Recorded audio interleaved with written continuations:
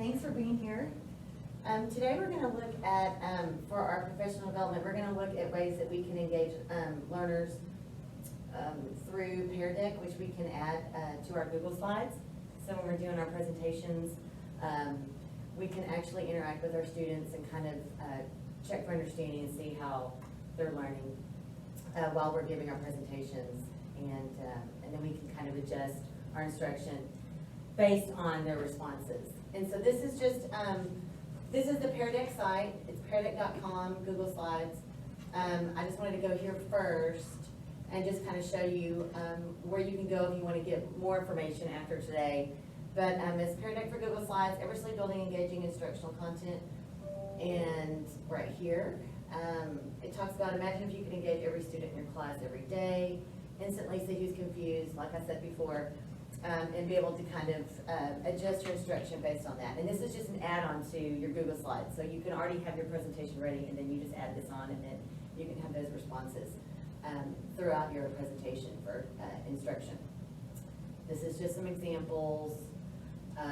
You can have your formative assessments. We'll go through that with an example here in a little bit. You can create custom questions. You can add audio to your slides. Go deeper with teacher dashboard.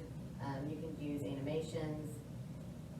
And they have some examples here just to kind of do what, depending on what kind of subject you're going to teach, they have different ways that you can add content. Oops. So that is where you can go and find that information. So today, to kind of go a little bit deeper into this, for y'all to kind of know exactly what to do, we're going to go ahead and actually go through social studies, DBQ, Cabeza de Vaca, and work through it so that way you kind of have a better understanding where if you wanted to create your own or look at something else that's out there, then you can, you'll be able to do that. So usually what will happen is that you'll have your presentation up, and then you'll add your Pear Deck, and my Pear Deck is right here. And I'm going to go ahead and add it. And then I'm going to do start my lesson. And here you can ask students questions. There's just different templates, I guess, that you can go by as well. But I'm going to go start the lesson.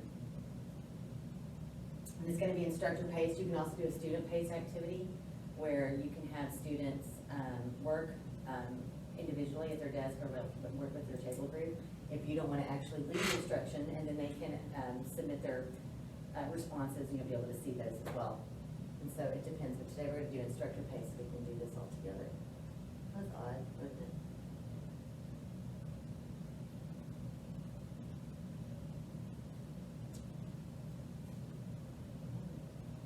All right, so students, when they come in, they'll have this code right here. It's joinpd.com, and I have it on the board just regularly. But they can go here, and then you just have your code right here that they log into, and then we're all in together. So if y'all want to go ahead and log into that now, that would be great.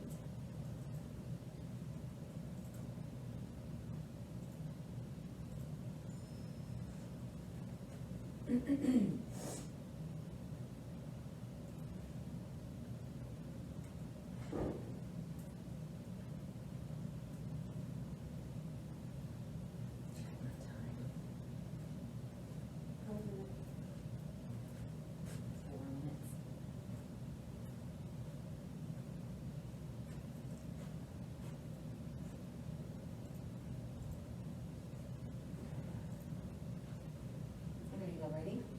Don't join? No problems? Okay, so here it'll show you that you've got two students. I feel like I'm doubling up here. My dashboard. I need to do that too. Yeah, you have a teacher dashboard on your computer that you can have.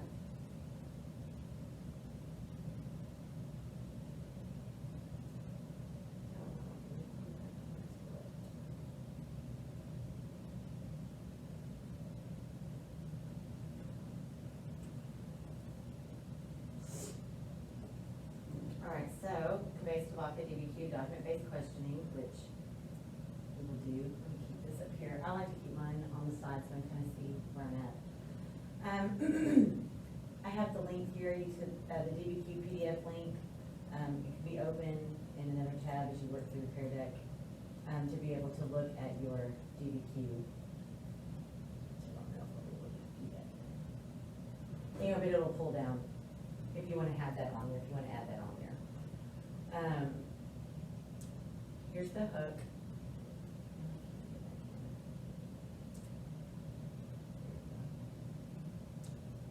All right, so here's the hook, which is the beginning of our DBQ.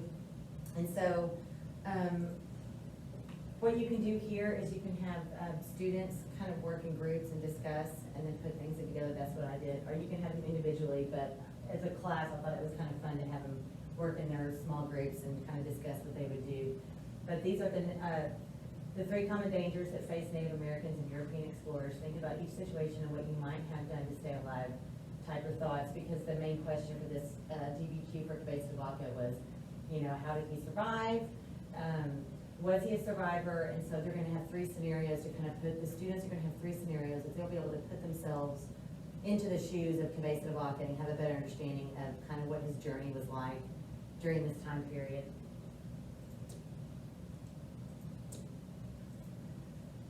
So the first danger that they can discuss here is about the Gulf Coast mosquitoes. If they were in this particular situation, you know, how would they be able to get the mosquitoes off? And then they could, right here you could do a new prompt. You have different selections. You could do like the beginning of class, you could say, what do you wonder about today's topic, even before you get started. You could do write everything you remember from the homework, which we don't really have homework unless you're studying for a test. And then during class, you could say, drag your doubt on how you're feeling. We kind of want a little bit more at our level in middle school. We don't want to just have dots. We want to actually have content. We want them to respond in a written format of some choice. You have multiple choice. You have a KWL chart. At the end of class, you can also do a pause and write what you just learned. You could do drawer type things if you learned, and then you could do a reflect on today's activities. And then you have even more responses here. You could do things for math. You have a Venn diagram, which would be helpful for us. Enter a number, write a response. So those are just some different options that you can add. Like if we wanted to right now, we could add a please write a response. We could show responses and then y'all could respond. Like, what would you do if you had mosquitoes all over you? And, you know, you were in this situation. What are some ways that you could survive? What would you find if it was hot? You know, would you find shelter? Would you, you know, what exactly would you do if you were in the situation with mosquitoes all over your body out in a swampy area of Texas? So go ahead and try it to see if y'all can write a response and see what it feels like to do that for your students.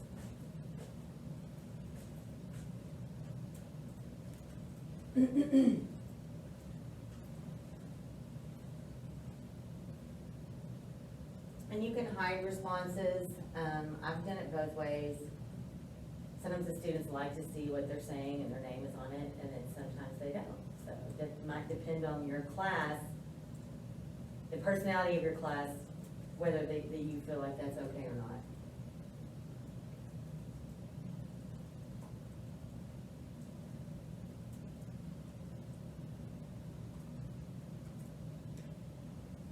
Okay, so that's pretty easy, right? Mm-hmm. Pretty easy.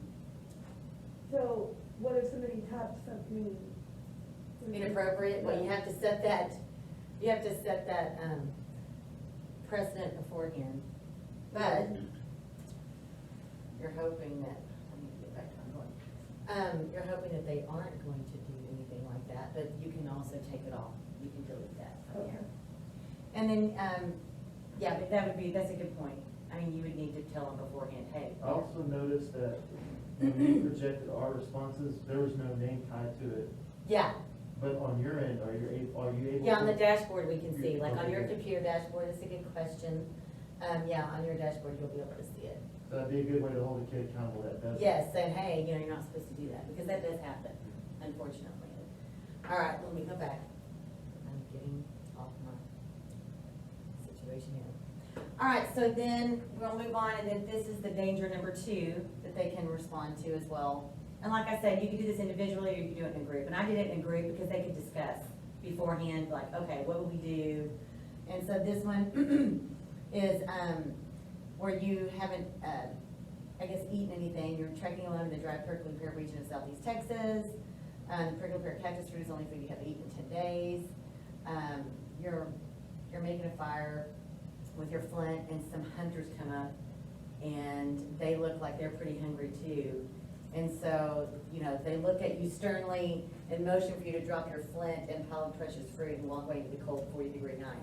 What do you do? Okay, so in this instant, you could also do, oh, let me go back. It's already got a place for us to type that. Okay, so go ahead and type that in. What am I doing? There we go. You can go ahead and type it in. Okay.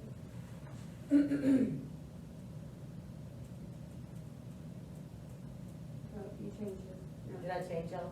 Right here, is it this one? Go back. Stay with it. This one? No. Like you blocked their responses. Oh, I did. There we go. There we go.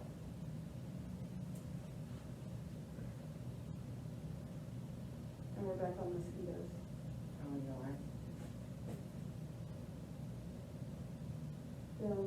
With Okay. it. That one's one. There we go.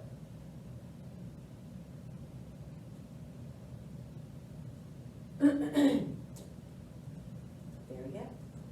And it's also a work in progress. Sometimes you've got to go back and forth like I am, trying to figure out exactly where you are.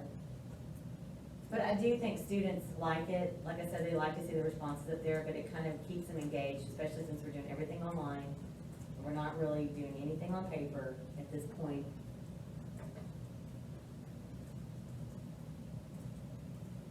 We're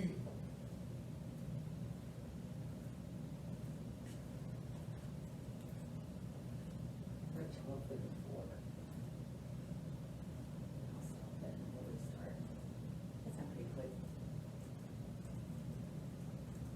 And so for social studies, I think that this is a good format, you know, just to be able to have them have that short answer response, since our district goal is for critical writing to happen on a daily basis, so that we're, you know, they're looking at scenarios and finding solutions and talking with other people about what they're gonna do. Okay. So which one of the previous situations scares you the most? I feel like I skipped one of mine. Danger 3, the river crossing.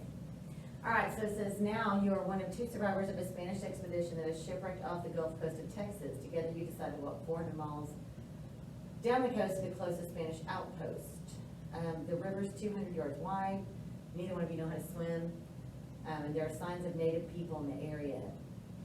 So it might be some cannibalistic activity. So what do you do in this situation? So this would be the scenario 3 for the hook for students that you could use to try to get students to kind of think about what they would do in this last scenario, to kind of put themselves in shoes with the base of the bucket.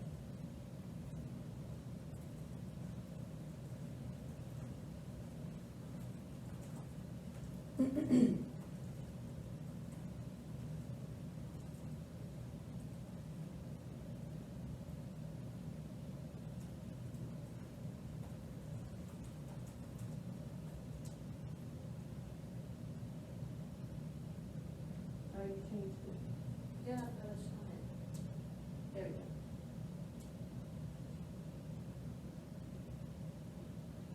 No, Is this we're- still going? no. Go back. Goodness. There. There we go. There we go.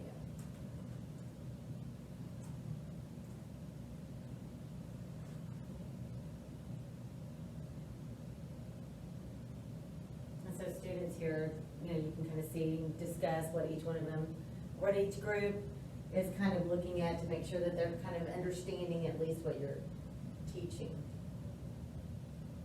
All right, so here you kind of sum it all up. Which one of the previous situations scares you the most?